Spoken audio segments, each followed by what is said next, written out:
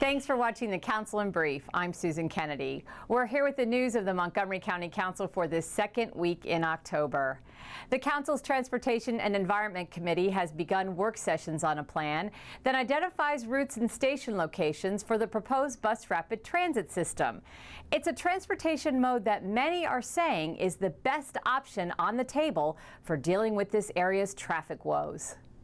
For a community that has suffered through decades of some of the worst traffic congestion in the nation, traffic that is projected to only get worse, not better, rapid transit is considered by our planners, the county executive, and the county executive's transit task force to be our most promising, cost-effective option.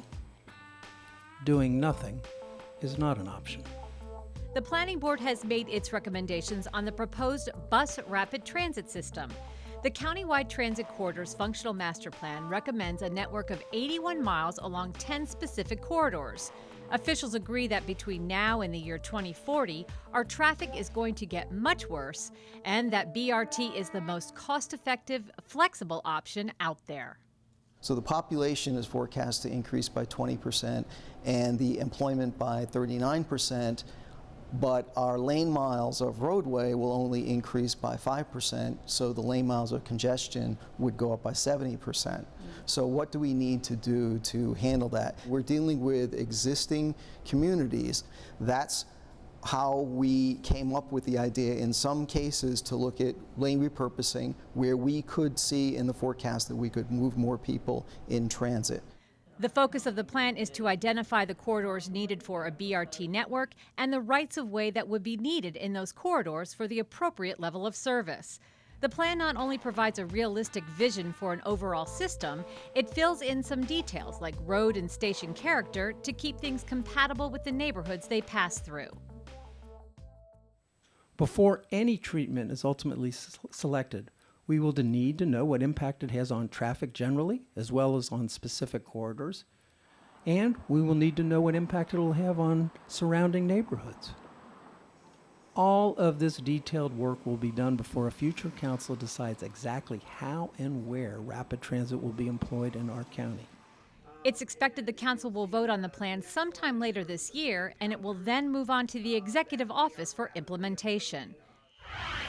Councilmember Mark Elrich has officially introduced a measure to raise this county's minimum wage to $11.50 per hour. Elrich says the county needs to be proactive in helping its residents earn enough money to have basic services. By raising the minimum wage, he says those folks living close to poverty have a better chance of becoming self-sufficient. We're not competing for jobs that pay $7.25 an hour. We're not competing for jobs that pay $10 an hour.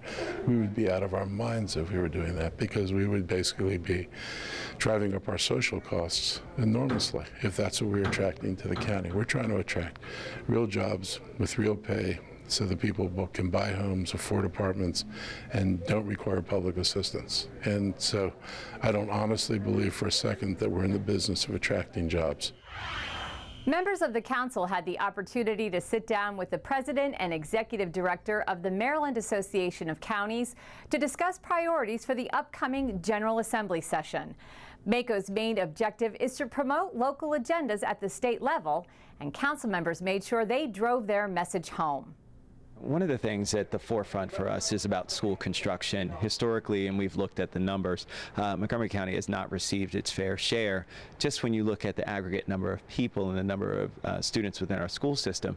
But the reality is that we have a growing demographic shift that's happening in Montgomery County, and of course we have exponential growth, and so we really need to see school construction dollars that reflect that kind of a shift that we're seeing in our population. And so we'll be asking for that. That will be one of the #1 key tenets for the Montgomery County delegation from the Montgomery County Council. Well, that does it for this edition of the Council in Brief. For County Cable Montgomery, I'm Susan Kennedy. Thanks for watching.